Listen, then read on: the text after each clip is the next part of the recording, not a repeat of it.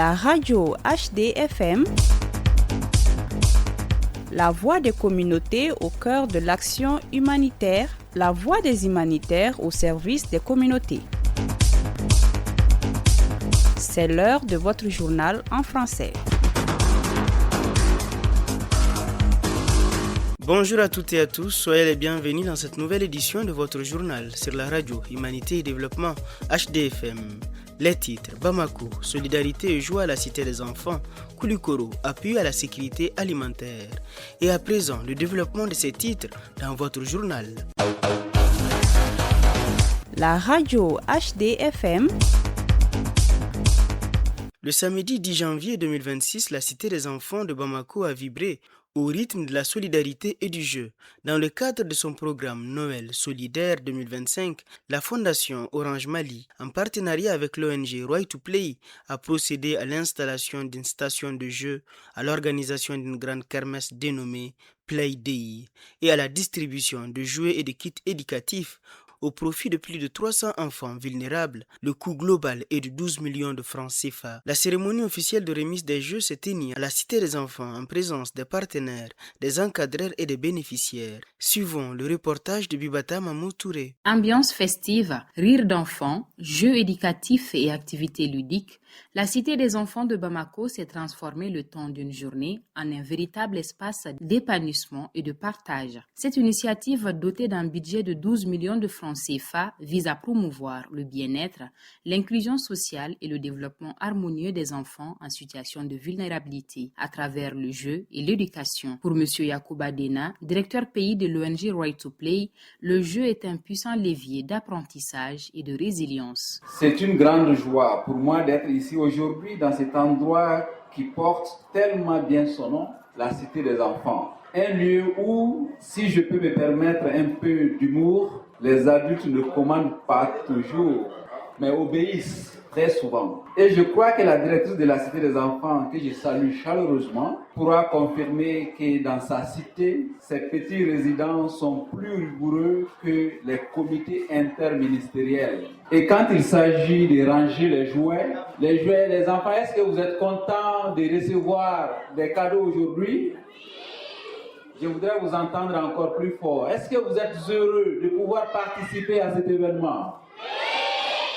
Alors, je voudrais rappeler aux participants adultes ici que quand il s'agit de ranger les jouets, un enfant négocie mieux qu'un ministre. Vous allez voir que je ne me suis pas trompé tout à l'heure. Cette petite leçon de négociation nous rappelle une vérité profonde. Le jeu n'est pas seulement un divertissement. C'est un langage universel qui construit des compétences pour la vie. Chez Right to Play, nous avons une conviction simple. Le jeu n'est pas un luxe, c'est un droit. Vous avez le droit de jouer, vous avez le droit de vous distraire et vous avez le droit d'apprendre à travers vos distractions. Il y a peu de place pour le stress pour vous. Un droit qui construit des compétences pour la vie. Un enfant qui joue apprend. Un enfant qui joue guérit. Un enfant qui joue s'ouvre aux autres. Et aujourd'hui, en parcourant cette cité des enfants, je me dis que si cet esprit inspirait nos politiques, le monde serait plus juste et plus joyeux. On aurait peut-être moins de conflits et plus de rires dans le monde. Nous concrétisons cette vision avec une journée illustrant parfaitement ce que nous défendons. Une inclusion totale, réelle, vécue et non simplement proclamée. La Fondation Orange Mali, fidèle à son engagement en faveur de l'enfance et de la solidarité, inscrit cette action dans une dynamique durable. M. Samba Ndiaye, manager senior mécénat santé, solidaire et projet stratégique de la Fondation Orange Mali. Nous sommes très heureux d'être parmi vous aujourd'hui pour l'organisation de cette journée spéciale qui témoigne vraiment de l'engagement de la Fondation envers l'épanouissement et la défense des droits des enfants. Vous l'avez vous-même constaté, on n'a même pas besoin de vous décliner l'objectif de cette journée Quand vous avez vu les enfants en train de danser, de rire, de sourire, vous avez compris quel était réellement notre objectif autour de cette journée. En effet, la Fondation Orange Mali a initié cette journée en partenariat avec l'ONG Right to Play dans le cadre de nos actions en faveur de, comme je l'ai dit, de la solidarité, de l'engagement et de Noël solidaire.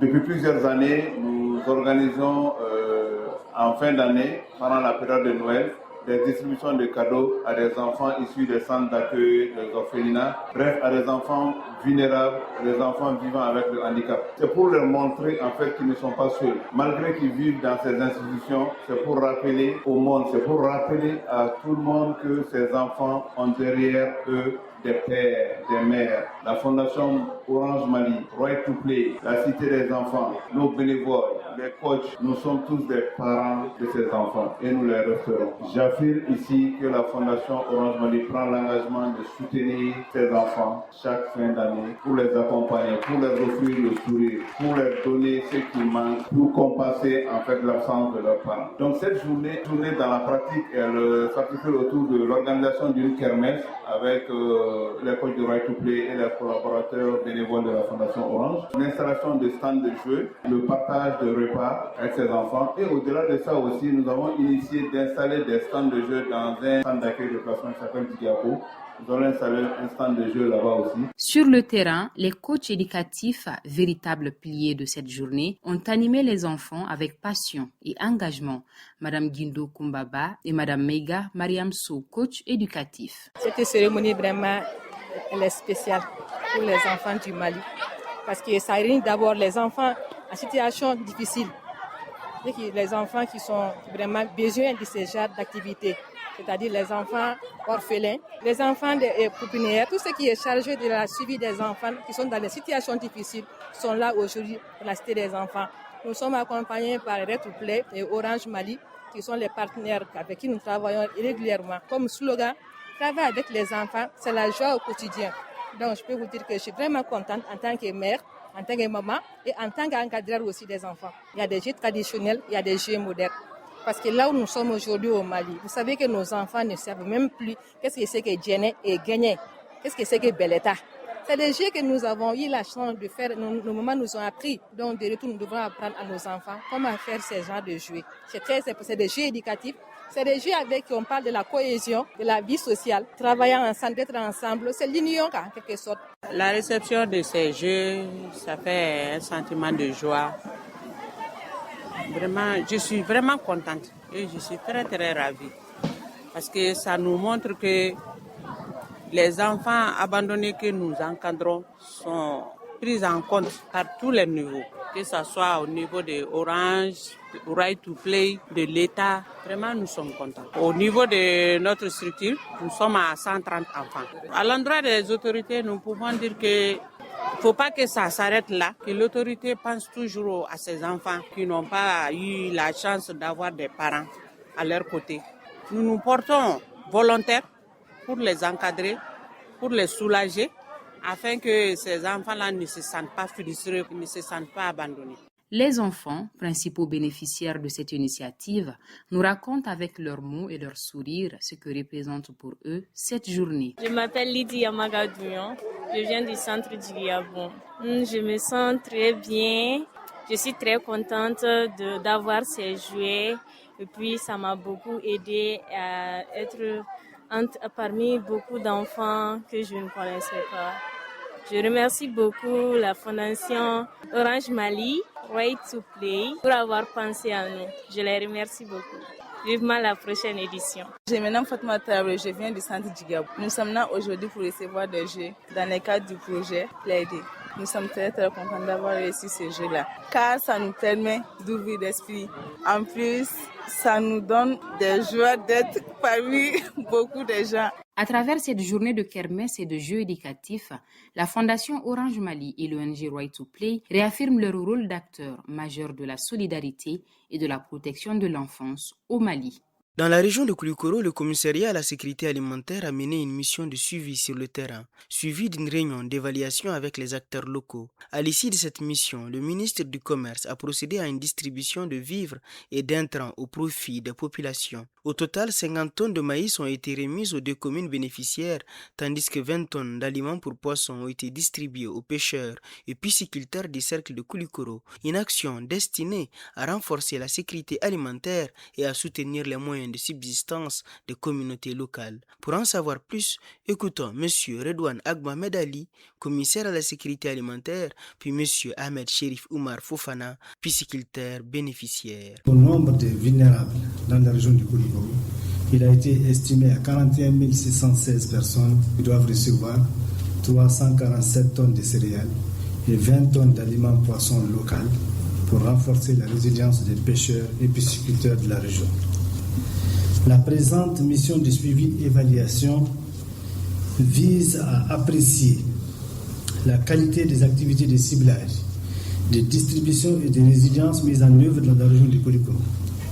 Elle permettra au commissariat à la sécurité alimentaire ainsi qu'à l'ensemble des acteurs impliqués d'identifier les enseignements nécessaires pour améliorer les approches d'intervention lors des futurs cycles de réponse.